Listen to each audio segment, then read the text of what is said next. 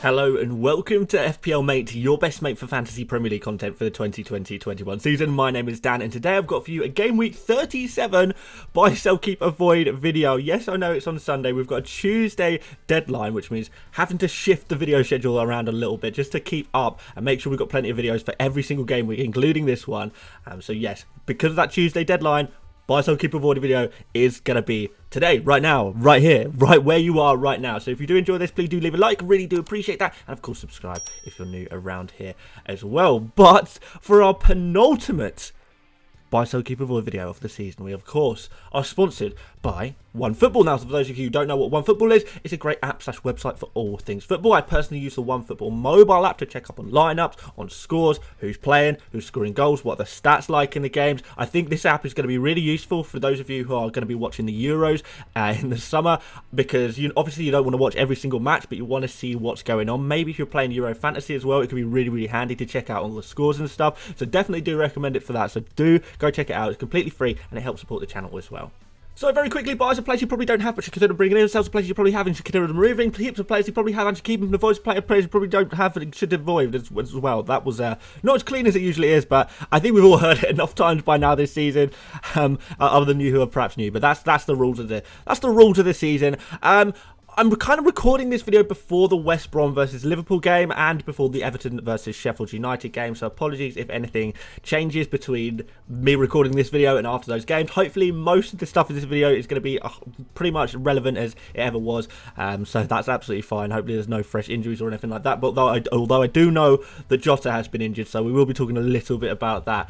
So that's kind of the big news of today, prior to the Liverpool game anyway. So our first buy is Mane. So with Jota confirmed to be injured for the rest of the season, this might be a good opportunity to switch up your Liverpool triple up. I still think you should have 3 Liverpool players that kind of got good form, they've got lots to play for, and 2 favourable fixtures remain.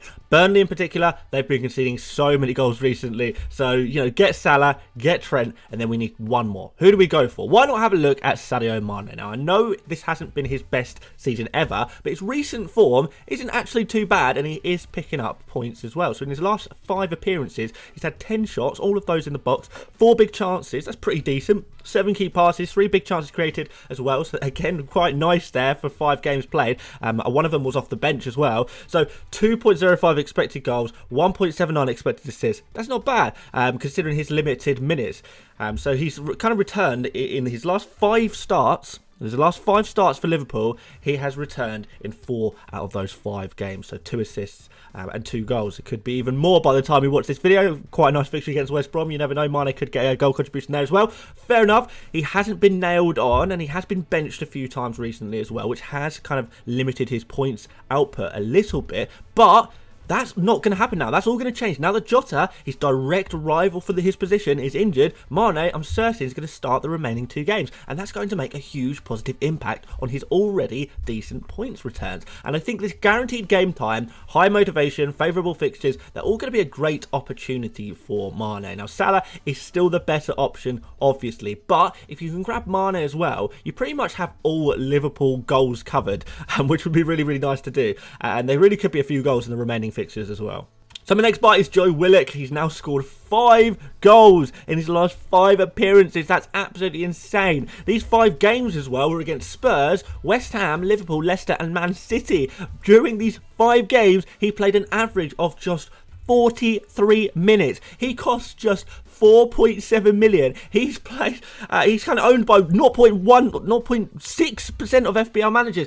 Those are some insane, incredible, weird stats, His next game is against Whipping Boys Sheffield United. We've spoken about how this is a fixture we should be targeting.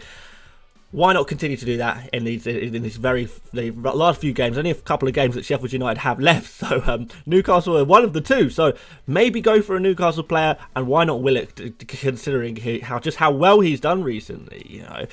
Fulham after that too. So that's kind of 2 really good fixtures, both against relegated teams.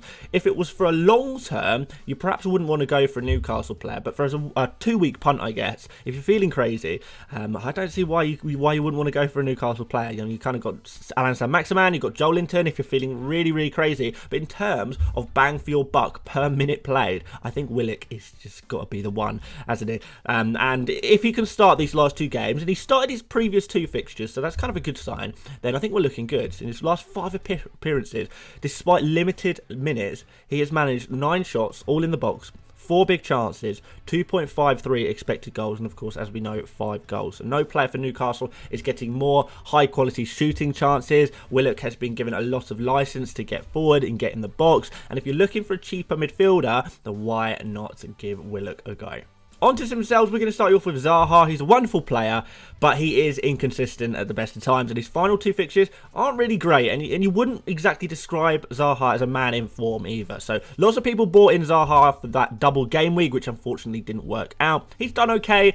Nothing special really. In the last 5 games, he's had 9 shots, 6 in the box, 1 big chance, 0.86 expected goals, 7 key passes, and 0.82 expected assists. It's not horrendous, but it's nowhere near the players that we've already spoken about, kind of like Mane and Willock, for example. And that's kind of the point. With Zaha, there are so many midfield picks, midfield players that are in better form. They've got better fixtures. You can look at Mane, Willock, Greenwood, Harrison, Rafinha, Son, Bale. You know, if you have a little bit of money, Salah, Bruno, you know, you could go on and on. So I think if you're fortunate enough to not have Jota and you're after a slightly more reliable midfielder, I think there are plenty of options out there for you, and I think selling Zaha could be a fairly productive move.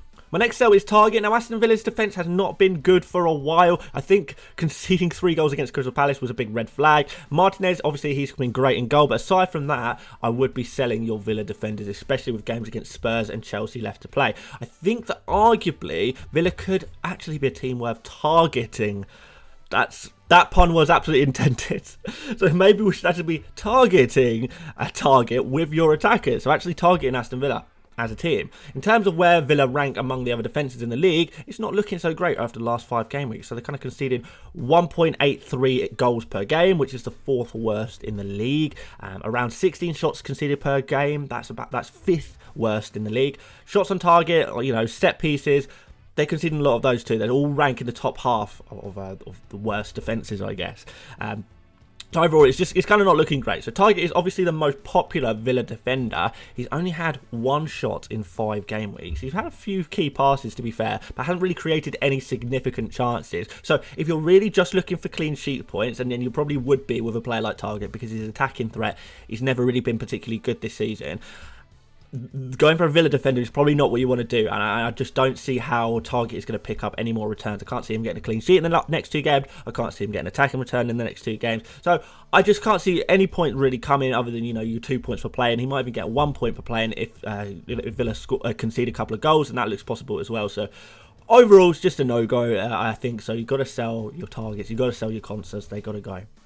On to some keeps. We're going to start you off with Watkins. I feel like Watkins is in the keep section pretty much every week, but oh well. He kind of just keeps scoring points, doesn't he? So aside from his disaster red card double game week, he's actually grabbed 6 goal contributions in 6 games. Has 3 goals, 3 assists. That's not bad at all. A goal contribution per game on average is pretty nice, really, isn't it? Obviously, excluding the red card incident. And then in terms of his actual stats, these underlying stats, they're all looking pretty good as well. You probably can see them on screen. In his last 5 games, 11 shots, 10 in the box, 7 on target, 3 big chances, 2.19 expected goals. Creatively, he's had 7 key passes, 2 big chances created, and 1.49 expected assists. So that's pretty high on both counts. It's really not bad at all. Now, I know maybe some people will look at this Spurs fixture. Maybe you're looking on the FPL website or app and you see, oh, wow, this is going to be a tough one. This is a red fixture, if you like. For a defender, I would agree it is a red fixture. For an attacker, I think this is actually not such a bad fixture. So obviously I spoke about Villa defenders. They've got to go. Villa attackers, I think this is okay. I think this is actually not so bad. Because Spurs will score against Villa, but I think Villa can score against Spurs. Spurs kind of been very weak in defence. 3 goals conceded against Leeds the other week, didn't they? Goal conceded against Southampton. Everton put 2 past them, didn't they? United put 3 past them. I think Newcastle scored twice against them as well. That was one of Willock's goals in that one. The only clean sheets they've had recently have been against Sheffield United and against Wolves, which really isn't saying too much. So yeah, I don't see why Watkins can't continue his trend of scoring points into game week 37. So you may as well save your transfer for another area in your team and actually keep Watkins. So next keep is Diaz. Now the golden rule with picking Man City, predicting Man City lineups and picking their players is if a big player didn't play last match, they're probably going to play the next match. That's kind of the golden rule. That's kind of, you know, it doesn't work 100% of the time. Obviously, it's very difficult to predict Man City lineups successfully.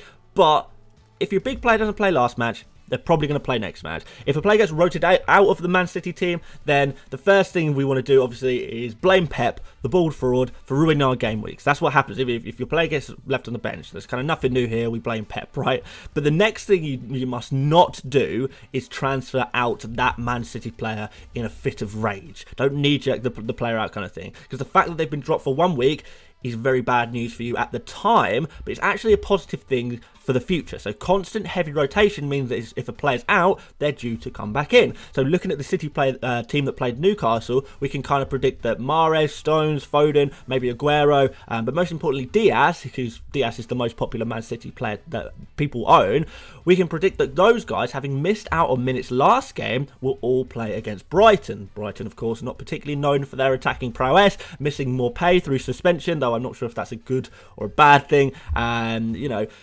and you predict in a very strong Man City defence, Diaz will play, he'll flourish, and he'll get a nice clean sheet. So for those of you saying that City are just going to play a B team for the rest of the season, I'll continue to disagree with that notion. These players need to have some game time before the Champions League final. Otherwise, some of City's best players will not have played any competitive football, I guess, for a month or more, and then just be thrown into the biggest games of their career, having not played any competitive football. So they're definitely going to get minutes in the next 2 games. Those who didn't play it in Game Week 36 will get game time in Game Week 37 or Game Week 38. I can't tell you exactly when it's going to be. I can't tell you exact lineups, but they will play. They have to play at some point. Otherwise, they wouldn't have played for so long by the time that final rolls around.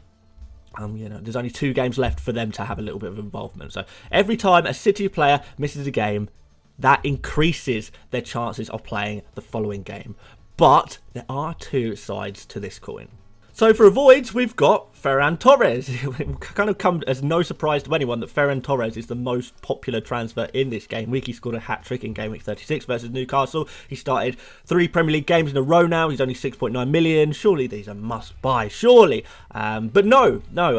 This is a huge knee-jerk transfer, and I think this is a huge trap as well. And this for the exact opposite reasons that I gave for Diaz. So think about the reasons I gave for Diaz. Let's do the opposite. So when a player plays a few games for Man City in a row, unless they're literally one of Man City's best players, which Torres is not, the player will be ripe for the chopping block. The player will be a rotation waiting to happen. Now, despite a wonderful performance from Torres, do you really think he's just going to be nailed on for you know, a fixture just a few days later, knowing how much Man City rotate their team? I mean, obviously it could happen, but surely Torres is more likely to be on the bench in Game Week 37 than he is to start. That's what I would say. That's what the kind of patterns that have shown, you know, from all our pain of trying to predict Man City lineups, it would kind of suggest that Ferran Torres gets benched for this game, perhaps plays in the following game at the weekend in Game Week 38, but maybe not in Game Week 37. So for that reason, I kind of think he's got to be a hard avoid.